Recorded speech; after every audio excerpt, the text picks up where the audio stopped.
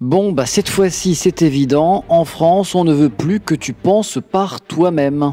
Écoute bien, c'est hallucinant. Lui, c'est Stéphane Séjourné, ministre de l'Europe et des Affaires étrangères. Entre parenthèses, c'est également l'ex de Gabriel Attal, le nouvel ex ou l'ex-nouvelle, on ne sait pas.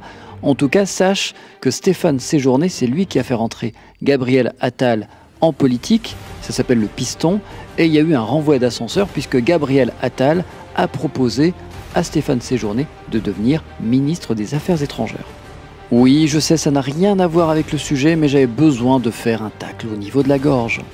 Concernant la guerre en Ukraine, Stéphane Séjourné a annoncé que la France proposera prochainement un régime de sanctions dédié à ceux qui soutiennent les entreprises de désinformation. Alors qu'est-ce que ça peut bien vouloir dire? Je fais une traduction, hein. Si jamais tu es nuancé sur le conflit entre l'Ukraine et la Russie, c'est forcément que tu es russophile, que tu es donc un ennemi d'État et qu'on va te mettre en prison peut-être, ou alors te mettre des amendes complètement folles.